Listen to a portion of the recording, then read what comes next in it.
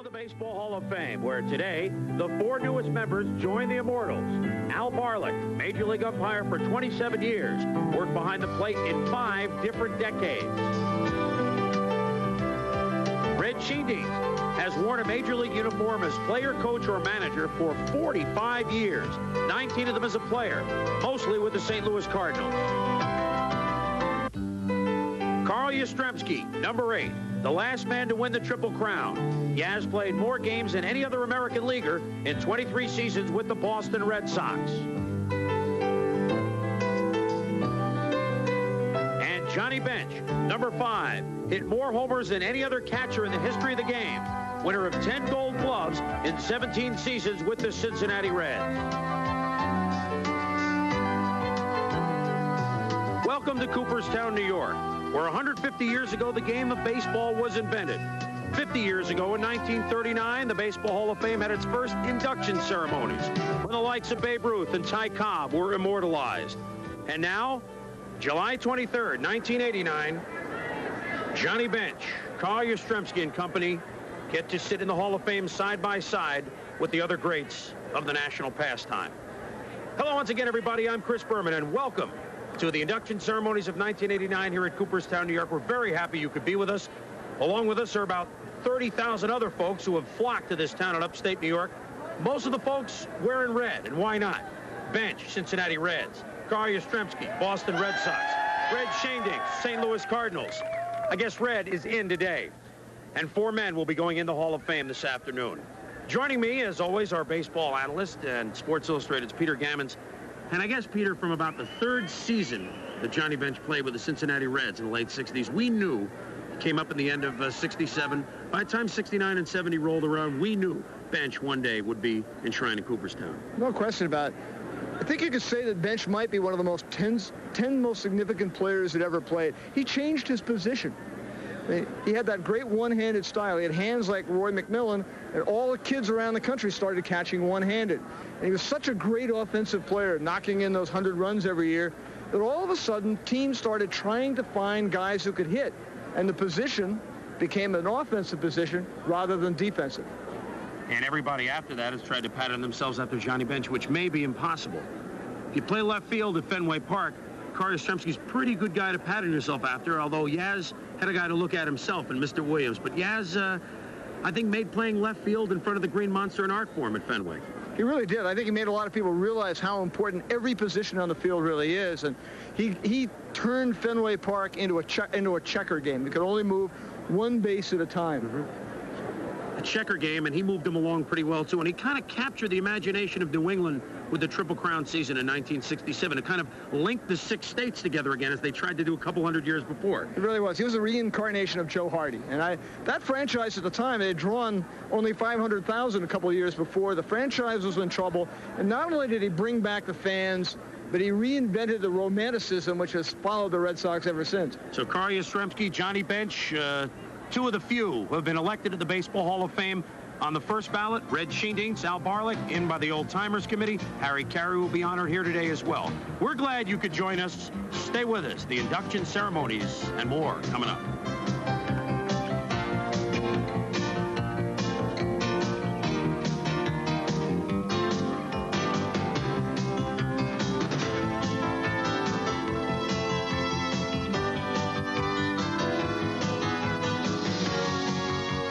The 1989 Baseball Hall of Fame induction ceremonies are brought to you by Budweiser. Beechwood Age for that clean, crisp taste. This Bud's for you. By Domino's Pan Pizza Incorporated. Hot, fresh, delicious pan pizza. Domino's Pan Pizza. Nobody delivers better. And by the Road Handler Treadlock Radials at Sears. Tough tires you can trust.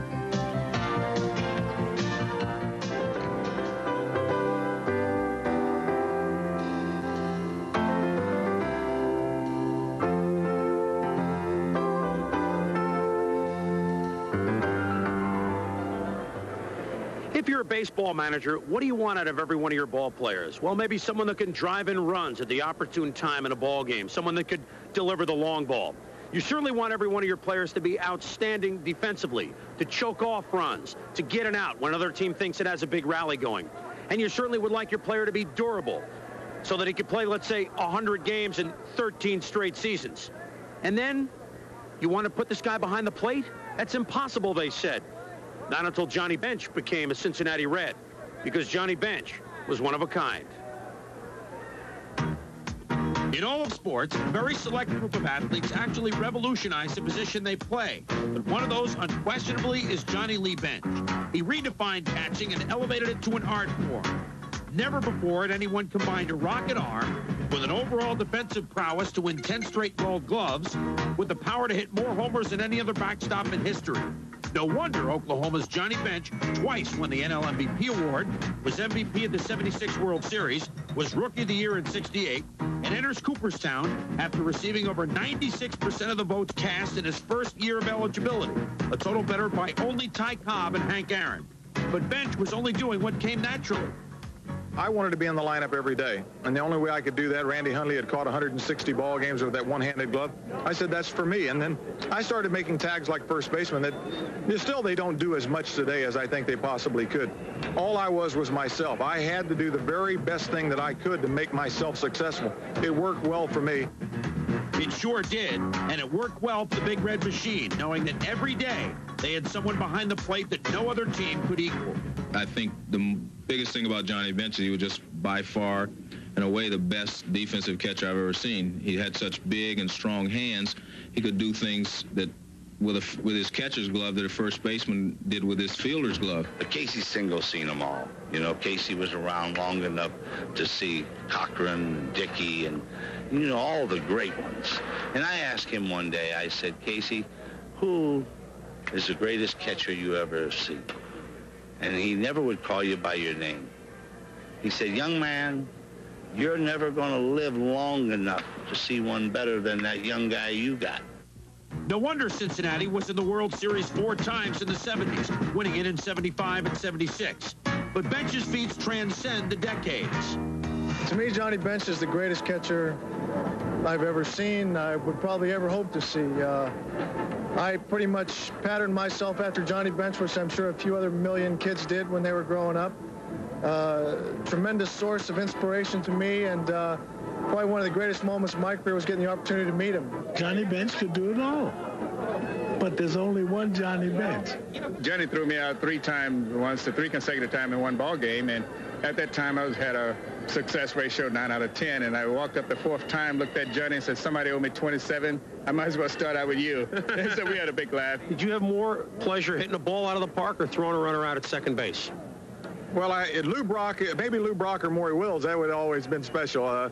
The thing outside of that was always hitting the big home run and win a ball game and being in the middle of a lineup that was one of the greatest ball clubs ever to play. When youngsters learn to play baseball, often they shy away from the catching position. But Bench says, even though it's not easy, it's the most rewarding place to be on the diamond. If they can even catch for a few games and find out what it's all about, they may lose interest in being a catcher because it's tough. But once they find out that they can control the ball game, they can have a good game, they can call a good game, they can block home plate, they can throw runners out, or they can hit. All of those things to have a good game.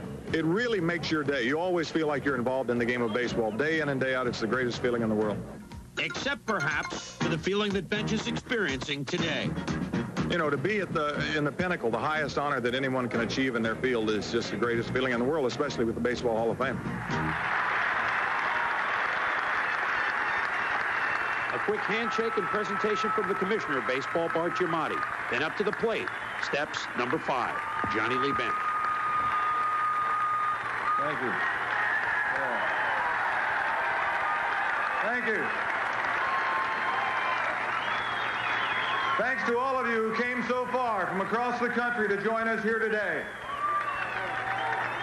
It is a great privilege and honor to be with my idols. These are the people behind me and representing the Hall of Fame and the select group that have been chosen that are my idols. To think that you can go back to Binger, Oklahoma as a 4-year-old kid and learn baseball from the man who hit the longest home run ever, who was the best baseball player ever, my father. I feel very honored to stand before all of you today and accept this plaque and go into the Hall of Fame with the greatest people on earth. It has been a privilege and a pleasure to play Major League Baseball. Ever since second grade, when Mrs. Rosser asked everybody in class what they wanted to be, and I said, I want to be a Major League Baseball player, and they laughed. And in the 8th grade, Frances Tate asked her class, what do you want to be? And I said, I want to be a Major League Baseball player, and they laughed again. I was only 5'2", had size 11.5 feet, same hand and the same size head. So you might understand that Barnum and Bailey at that time were the only people interested in scouting me. By the time the 11th grade came along and Mr. Rhodes asked, I had grown a full 9 inches, and now people didn't laugh quite so much. Had a chance to sign out of the free agent draft in 1965, and first time I was ever on an airplane coming out of that town of 660 people. Landed in Tampa, Florida. I left the plane. I went to the ballpark, warmed up the pitcher in the bullpen in the 7th inning, warmed up the pitcher at home plate in the 8th inning, and caught the 9th inning of the ball game. And my career was underway.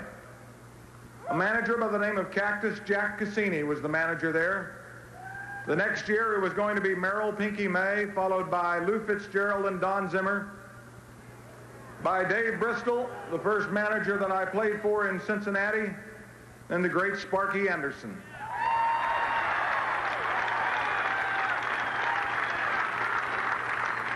And Sparky, I hope you're watching today. It is a tough game, but don't take it quite this hard, please. Followed up by John McNamara and Russ Nixon. Boo some other time, folks. This is the time for celebration.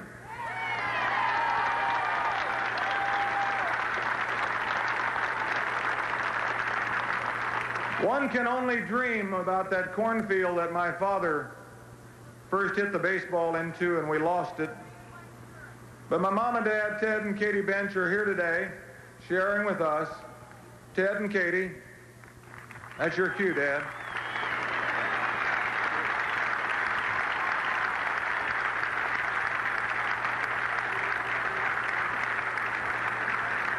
I would hardly be surprised if you all out there haven't met him yet.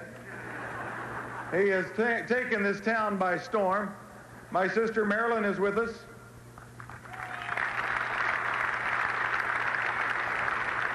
My mother-in-law Arlene.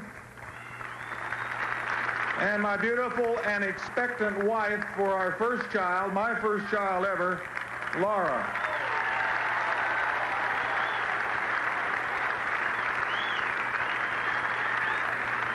As you saw her stand up, you will notice that there are several scouts already interested in signing. Unfortunately, if the baby has her legs and my top, we'll probably call it Lambeer.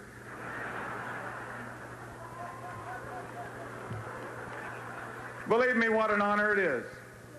You can't imagine, as a youngster who always wanted to do that, from the time I saw Mickey Mantle, my idol, on television, and they said, he's going to be the next superstar from Oklahoma. He's a switch hitter. And I said, that's what I want to be. I had no idea that the Hall of Fame was waiting for me. I don't think that any youngster ever dreams of that or ever thinks that's possible. You might think of All-Star games and World Series, but certainly you wouldn't think of the Hall of Fame, because that is a place for the fantasies. That is the place for the Cy Youngs and the Babe Ruths and the Lou Gehrigs, for the greatest players who ever played this game. And now to be a part of them and share with them this plaque to hang on the wall and to be a part of the greatest thing that's ever happened in my lifetime and in a lot of people's lifetime, to be a member of the Baseball Hall of Fame.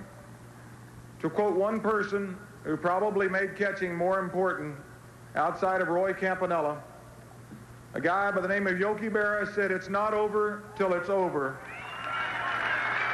Yogi, it's over. We have made it, and thank you very much.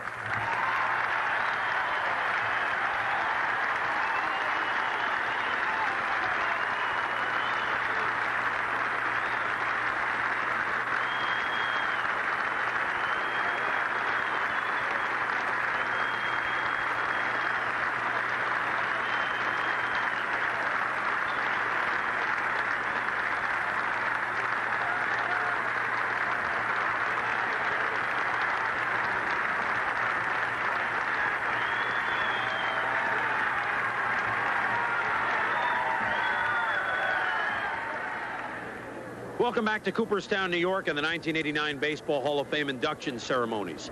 The Baseball Hall of Fame, since 1962, has honored sports writers who have served the game of baseball, quote, meritoriously with the J.G. Taylor Spink Award. This year, 2 men will be honored, Bob Hunter from Los Angeles and the late Ray Kelly from Philadelphia. Also, since 1978, broadcasters who have served the game in the same fashion have been honored with the Ford Frick Award. The first year was Mel Allen and Red Barber, and this year it's Harry Caray. And Peter, driving up to Cooperstown from my home in Connecticut on Friday night, it's about a 4-hour ride, I was rewarded with hearing an East Coast game and a West Coast game almost in their entirety on the radio. And you remember that radio is really how folks across the country listened and hung on their baseball team's results every day and every night. And certainly one of the voices they hung on was Harry Caray. Oh, definitely, Chris. The daily broadcaster is the ears, the eyes, and the mouth of the everyday fan. And when radio was king, the Cardinals were America's team, and Harry Caray did the Cardinals. And then as the game changed and cable television became the vehicle to make another America's team, and the Cubs became just that, Harry went with the Cubs. And he's probably the best-known voice in America. A fixture at Wrigley Field now. Andrea Kramer visited him there. The man who may not have written the words to Take Me Out to the Ball Game, but let's face it, Harry Caray should be collecting royalties from that song. How you doing? How you doing? He greets you as though you're visiting his home, and that is, in a sense, what the old ballpark is for Harry Caray. He's in his element here, surrounded by the game he knows and loves so dearly. The pitch. There's the drive.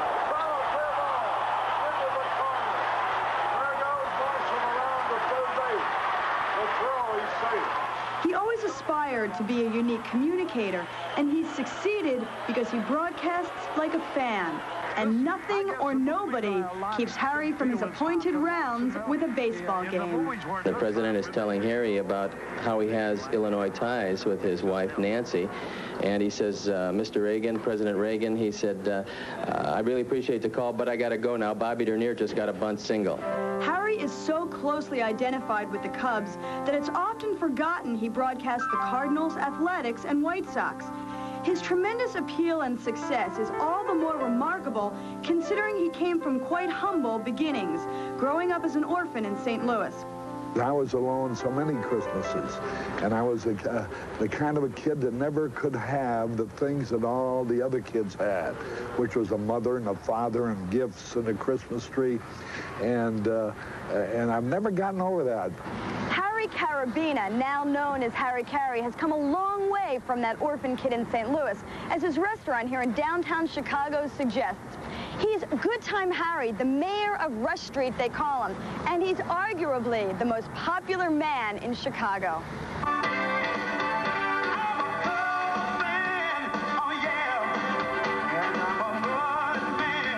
Harry's popularity is so widespread that Chicago's other most famous face can't help but be a fan. It's a home run. Holy cow, I can't believe it. Oh, boy. Harry who? Imitation may be the highest form of flattery, but nobody can copy his wonderful way of passing the 7th inning stretch.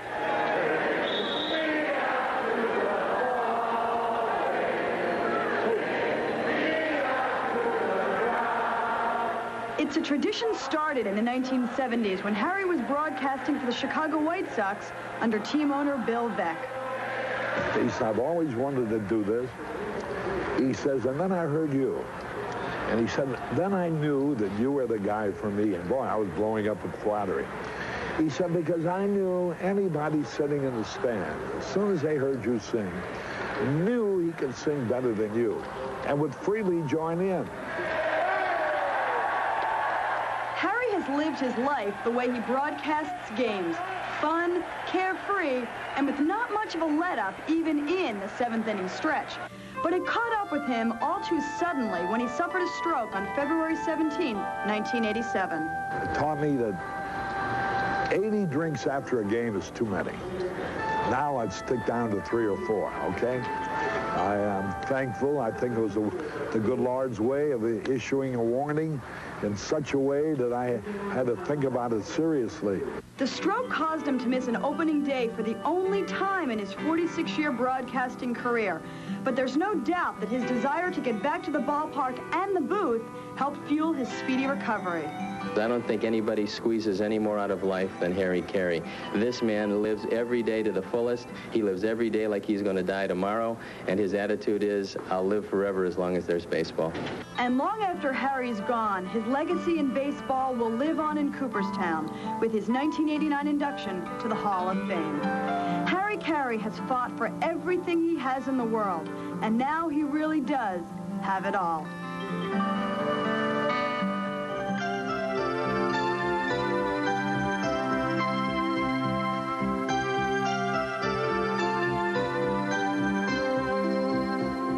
In addition to Carl Yastrzemski and Johnny Bench going into the Hall of Fame today, the Veterans Committee also tabbed two gentlemen to be enshrined. Two gentlemen that knew each other quite well for their long service, mostly in the National League. Al Barlick, great umpire in the National League, who once or twice might have called Red Schoendienst out or safe, because Red, all those years with the St. Louis Cardinals. Red Schoendienst has spent 45 years in uniform as a player, manager, and coach. He played 19 years in the majors, 15 of them with the St. Louis Cardinals, batting over 300 7 times. He skippered the Cards 13 seasons, charting a .521 one-loss record. He twice piloted the Redbirds to the World Series in '67 and '68. The dramatic 7-game series in '67 against the Red Sox resulted in a Cardinal triumph. He was just a cog right in the Cardinal organization, and I definitely feel like the Reds' credentials honor him, and we welcome him into Cooperstown at the Hall of Fame. Al Barlick is only the 6th umpire to be inducted into Cooperstown, and the first to have called balls and strikes since Cal Hubbard's induction in 1976. Barlick served as a professional umpire for 5 decades, stretching from the late 30s to the early 70s, spending 27 seasons in the National League. Al worked 7 World Series and 7 All-Star games. Well, Al Barlick is one of the best umpires I've ever had the pleasure of working in front of when he was behind the plate. And I'm so proud he made the Hall of Fame. So Red Schoendienst, now a member of the Baseball Hall of Fame, and certainly a Hall of Famer in the true sense of the word, and perhaps a man that knows Red as well as anyone, Stan the Man Musial. And Stan, I'm sure you were very proud watching your friend join you and others in the Hall today. Well, that's right. You know, Red and I were roommates for about 10 years. We had some great 10 years together. Red was the greatest second baseman, along with Jackie Robinson, for a period of about 12 or 15 years in the National League, and he had great hands. He could make the double play. He could go back on short pop flies, and he could move around, and he could hit. So he had a fantastic career, and Red, he just loves baseball and loves to be part of it. You mentioned his hands. I read a quote that said that you said that Red had the best pair of hands you've ever seen. You've seen a lot, even watching the game today. Still go by that? No question about it. He is a second baseman, and Brooks Robinson at the third baseman. They were just great fielders and really cut a hold of the ball when they got to it. Special breed to play and then go in as manager and be in as long as he was. That takes a whole different mentality, doesn't it? Well, you know, Red was, he was a player, he was a coach, he was a manager, but Red did a good job in all because he never got too high, never got too low. He was on a level key, you know, and knew how to handle men as a manager. So he had a great baseball career all the way around. And that's why he's in the Hall of Fame today alongside of you. Stan Musial, thanks for joining us. Okay, we're happy for Red and all our Hall of Famers. It's great. All right, Red Schoendienst going in, and of course, there were very few umpires like Al Barlick. We'll be back.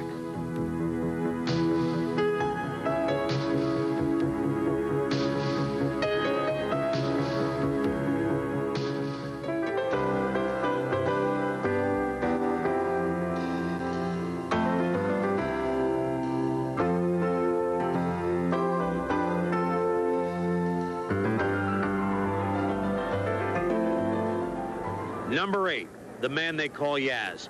And one of the nicest things about coming up to the Hall of Fame for the entire induction weekend is all the old-timers and the Hall of Famers that maybe played with the inductees or against the inductees, telling stories and spinning tales deep into the night.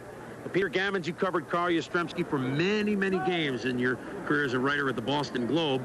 You might have heard a couple of stories last night that even you hadn't heard before, correct? Bob Lemon told one. Of course, he was manager of the '78 Yankees, and he said that when Yastrzemski came up for that make or break at bat against Rich Gossage, with 2 outs in the 9th inning, that for the only time in his career, Lemon went up the runway and sat down in the clubhouse and waited to see what happened. And I said, why? And he said, because I couldn't stand to see Yastrzemski have the chance to beat me. He didn't beat the Yankees on that occasion, but so many times in major occasions, World Series, playoffs, Yastrzemski came up very large. The only American leaguer ever to have hit 400 homers and 3,000 hits. He was special. It really was. Anyone who knew him as a guy, a solitary man, and a guy that was tough and combative. Carl Yastrzemski was preceded here by Ted Williams.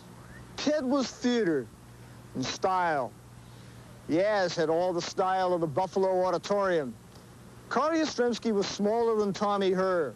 His lifetime batting average was lower than Reggie Smith. His slugging percentage lower than Ron Santo. He batted under 300 more full years than any man in baseball history, and still was great. Maybe I wasn't the greatest average hitter that ever lived, but I had 3,400 hits. Maybe I wasn't the greatest power hitter that ever lived, but I had 450 home runs. And I accomplished something no one else did in the American League. To have both over 400 home runs and 3,000 hits. Ruth didn't do it, Garrett didn't do it, DiMaggio didn't do it, Mantle didn't do it. They all had the same opportunities I did, but I accomplished it, and I feel great about that. Yaz was a simple man. Louis Tiant used to call him Polacco Colombo because he wore the same raincoat for 5 years until Tiant set it on fire and threw it out a bus window. The classic one was when Dick Drago threw his leather jacket out because he stained it, and Yaz got it and put baby oil all over it and wore it the whole year. He was a depression player, tough, cold.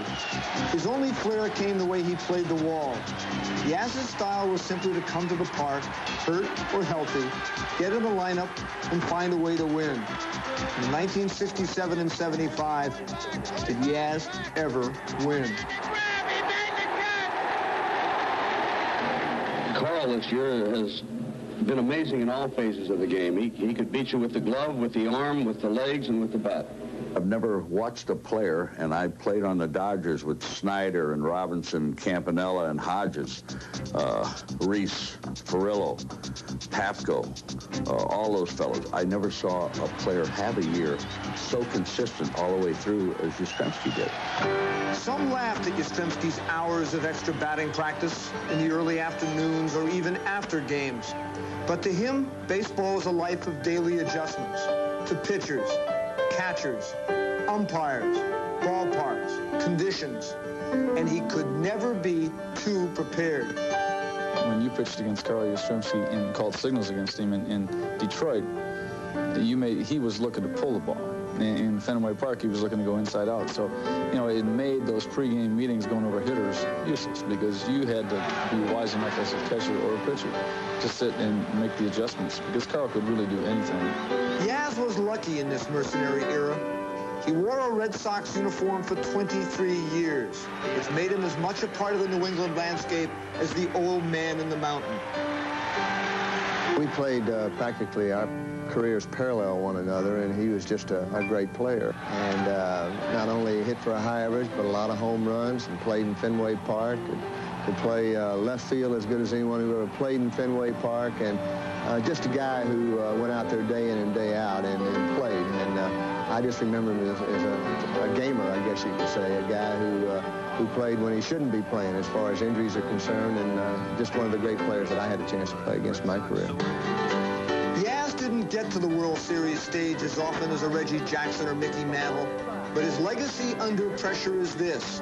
In the 22 biggest games of his career, he batted .417, knocked in 25 runs, slugged .702, and threw out 6 runners from left field, including this stop and throw that nailed Jackson and completed the 1975 playoff sweep of the Athletics. I go to the ballpark just a couple times because it's still difficult for me. I walk into the ballpark and that adrenaline starts flowing and the competitiveness comes back and you feel like I want to make a comeback.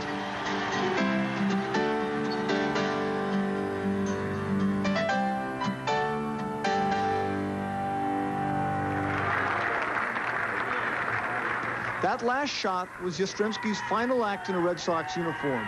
After all the crowd had left Fenway Park, he came back out, stood on top of the dugout, toasted the left field wall, turned and toasted the kids on the ground crew.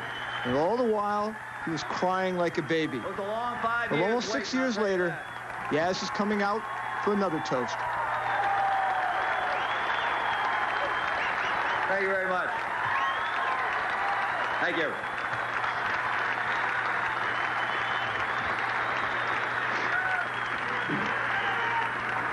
Ever since my election to the Hall of Fame in January, I've done a lot of reflecting on the reasons for my being elected and the why of my being here in Cooperstown. It's such an honor being here today and being surrounded by my family. I'd like to introduce them to you. Wife Carol, daughter Sue, Caray, my daughter Mary Ann, her husband Kevin, my son Mike, his wife Anne Marie, and my brother Richard, and my 8-month grandson KC. Stand up.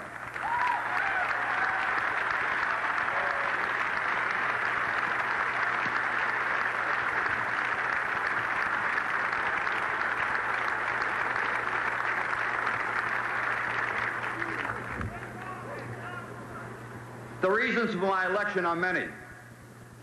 I can never forget, nor will I, the hundreds of hours of help and inspiration given me by so many people, both in the minor leagues, starting with Eddie Popowski, Bobby Dorr, Ed Kenny, Gene Mark, and right up through the majors, when I started with my first manager, Mike Higgins, through my last, Ralph Houck, and also my many teammates who I played with over 23 years, starting with the Chuck Schillings, the Frank Malzones, and ending with the Jim Rices, the Dwight Evans, and the Bob Stanleys.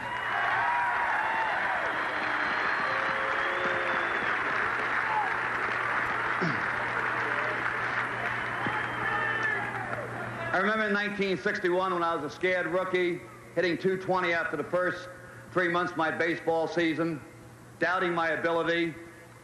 A man was fishing up in New Brunswick. I said, can we get a hold of him? I need help. I don't think I can play in the big leagues. He flew into Boston, worked with me for 3 days, helped me mentally, gave me confidence that I could play in the big leagues. I hit .300 for the rest of the season. I'd like to thank Ted Williams.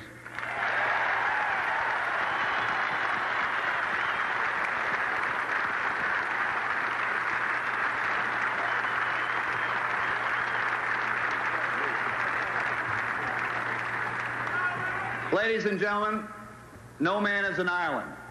He must have a support system without he cannot function. Take my father, super athlete himself, possessing all the talent and dedication needed to make the big leagues, but living at the time of the Depression. He had suppressed his own desires in order that his family could survive and prosper, so he worked and labored toward that end. If ever there is living proof that some people make sacrifices for others, it's my dad. You know,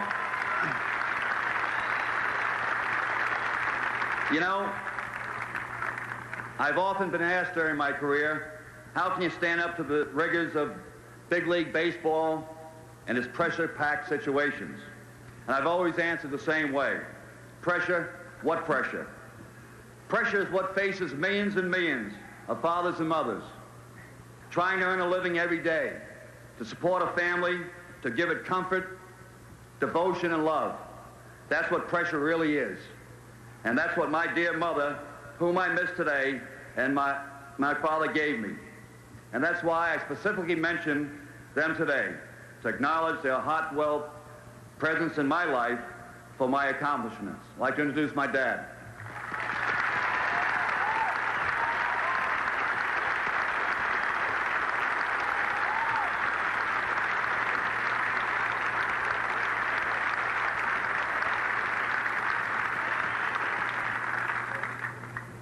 how lucky I have been to have been a member of the Boston Red Sox. A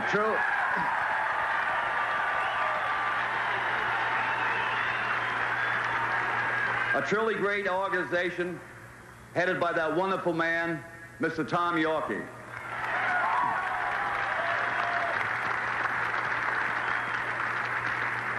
To have played my whole career for one team and in one city, Boston, doesn't happen for many Major League ball players.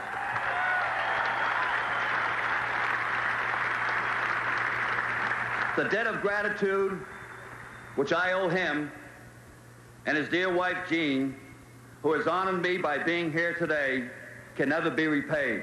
Mrs. Jean Yorkie.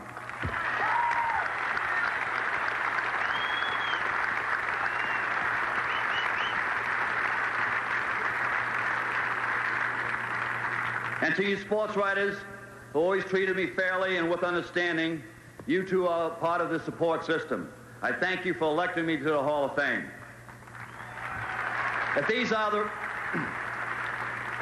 the reasons for my being here in Cooperstown, it's only fair to ask why. Not blessed with the great God-given talent, like superb physical strength, I had to work twice as hard and twice as long as many of my peers. As the late Grantland Rice said, and when the one great scorer comes to write against your name, he marks. Not that you've won or lost, but how you played the game. I can stand before you today and tell you honestly that every day I put on that Red Sox uniform, I gave 100% of myself for my own.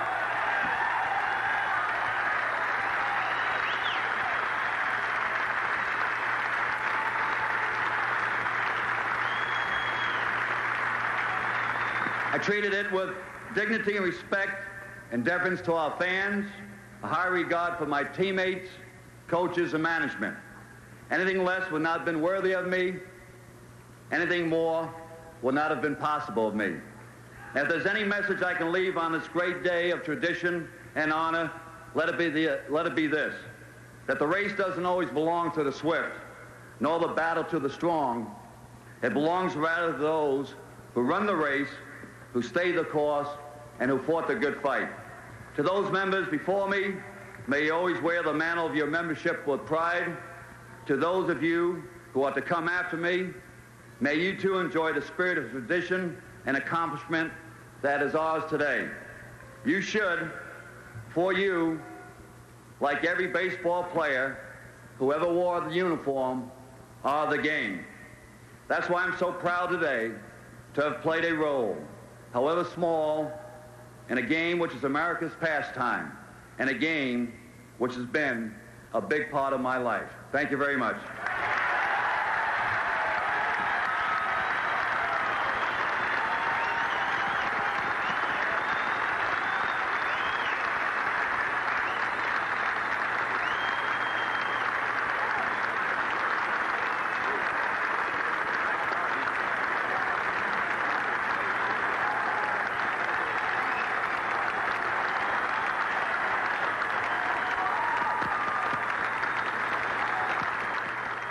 They have been enshrined at Cooperstown, Johnny Bench and Carl Yastrzemski, and we're out of the heat a little bit. And now they get to sit back and relax and just go to baseball games knowing that, well, it's not over. Although you said it's never over till it's over, and Yogi, it was over. But now you really get to sit back and reflect. What was it like up there? Boy, the people kept going back to the trees, didn't they? Well, that's those Boston fans that Yaz brought in. They brought all the energy in. I mean, there was just electricity everywhere. It was just charged. I mean, we could not see anything that wasn't people. I mean, as far back as we could see, there were people's heads. There were people in trees. It was just the most exciting thing I guess you could have ever expected. And the fact that all of those people, so many quiet ones, really the dignified ones, of course, from Cincinnati, and the Boston Brew Crew was there. I mean, they were having a great time, and of course, and deservedly so. But the emotion, first of all, from Schoendienst, and then Barlick. I mean, Barlick was the grizzled old, the toughest umpire. I mean, he's got grandsons in the Marines. Right. And to see him that emotionally charged was just terrific. And he was the fairest umpire. You knew where you stood with Al Barlick. It was just great. And Harry Caray, I mean, I was just hoping I wasn't following him. And fortunately, I didn't follow him. It was great. It was the greatest moment in my life. You know, Yaz, it seemed like they was $1 for the bleacher seats again out here. They brought the bleachers from Fenway. Well, I think what's so great is that it is the 50th year to go in with Johnny, and what I'm so happy about is that both of us played on the same team, and I think that is really responsible for a lot of the fan reaction out there today. And to have all these great ball players come back so the fans could see him again, I think was fantastic, not alone to me, but I think for Johnny also to have him sitting behind us. You know what impressed me as a broadcaster? I'm the one with the hoarse voice. You guys got up there and you boomed through that microphone. You didn't even need one. Well, I was nervous. I don't know about Johnny because, well, I was here in 1980 and Mr. Yorkie's induction kind of went on, and these were good, short speeches with emotion and everything else. I was the one sweating after following Red and Al and then Johnny. I don't know, Johnny. You were calling out stuff like you were yelling at outfielders. There was 1 and 2 out. Well, I don't know what it was. I mean, I didn't write a speech. I didn't do anything, and certainly I would have spent more time talking about the Big Red Machine, obviously, if I'd have talked about that and the junior high and high school coaches and little league coaches. But those things have been in my mind. I mean, when the fact that we've done so many interviews of late within our cities and all around America, is you really have that in the back of your mind, and you hope that it just sort of comes out when you start to speak. And I mean, I listen to you guys. I mean, how do you do it? For a half hour? I can't do it for a half hour. That's why I cut it back. We're just having a good time like you all. You know, 14 years ago, you guys are linked today, of course, in history, inducted into the Hall of Fame. 14 years ago, I know a little more painful memory for you, Yaz, but still, you look back now at the 75 World Series, and you guys were linked in perhaps a series that you've had some time to reflect about it. Maybe the greatest of all time. I mean, you've got that together, too. Well, I think for us, certainly the greatest all time. I'm sure that Yaz would, I mean, he's not wearing this ring, so, I mean, I don't like to throw that too much in front of him. But, you know, to have a career like he did and not have to win, you know, having won a world championship. But I think the drama was unfolding certainly from the first day when it was Gullett and, you know, El Senor was out there. I mean, he was doing the number on the leg kicks and doing all this. It seemed like the Tiant was the guy that everybody kind of matched up. And it was the thing for Boston to win, and they finally were going to win after such a long time.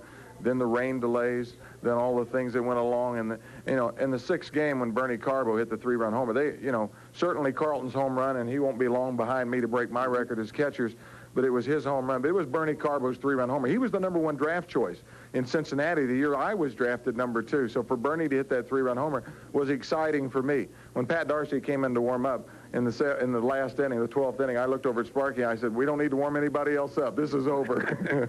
Did you want to look over at him today on the podium and say, I owe you one? Well, let's put it this way. It was a great World Series, no doubt about it. I'm glad that I was a participant in it, and I think baseball won.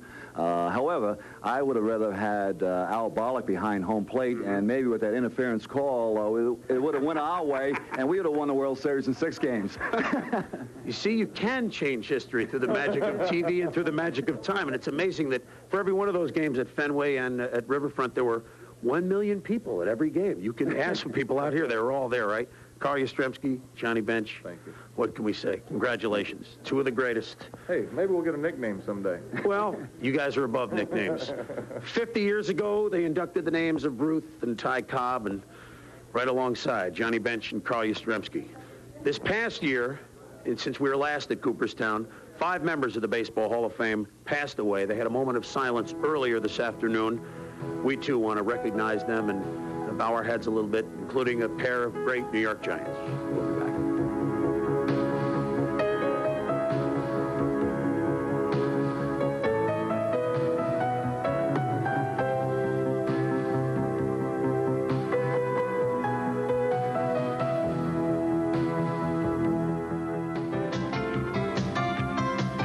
The 1989 Baseball Hall of Fame induction ceremonies have been brought to you by Budweiser. Beechwood Age for that clean, crisp taste.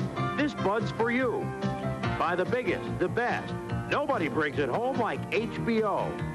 And by the good time, great taste of McDonald's. The 1989 induction ceremonies are over, and we're back in the Hall of Fame library where everything is cool, calm, and collected, and time for us to collect our thoughts a little bit. What a great day it was, Peter. It really was, Chris. What really struck me was that Yastrzemski and Bench seem to understand what makes this game be passed down from generation to generation. They made it very obvious by their emotion that they understand that it's not just the players that make the game, that it's the tradition, the people who played before them. And, of course, the fans that were hanging up in the trees and rolling all the way to the New York Thruway. Yes, well, we thought for a while it's a different generation and a different love, but the 30,000, it's got to be 40,000 plus here at Cooperstown today, reminded us a little bit, can we say, of Woodstock, where they said the New York State Thruway's closed, man.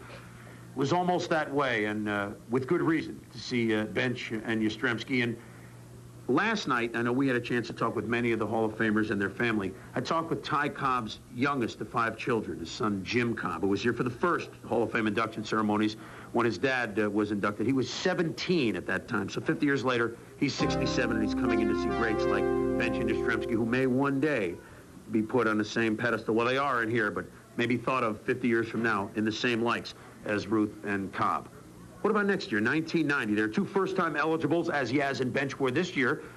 Joe Morgan, teammate of Johnny Bench, and Jim Palmer, great pitcher of the Baltimore Orioles, along with Gaylord and Jim Bunning and Fergie Jenkins and Orlando Cepeda, who have come close before. Morgan and Palmer, first time in? I think certainly. I think Morgan is one of the great second basemen in terms of all he did. He sort of defined the position a little bit. Palmer's a great money pitcher. They'll both be in. And I think it'll be very interesting. I think the 3, I think Gaylord, I think Ferguson Jenkins, and I think Jim Bunning all have very good chances of making it. So it could be that we end up with about 5 guys here. Hey, there are worse things that could happen. There are a lot of guys that deserve to get in, and everybody has their day. And if it's a day like the one we saw today, it's something to look forward to. We hope you've enjoyed our presentation of the 1989 induction ceremonies here at Cooperstown, New York.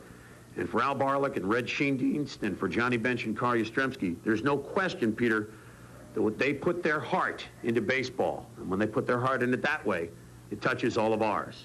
Peter Gammons, I'm Chris Berman. Thanks for watching. We hope in some way we've touched your heart a little bit, too. We'll see you.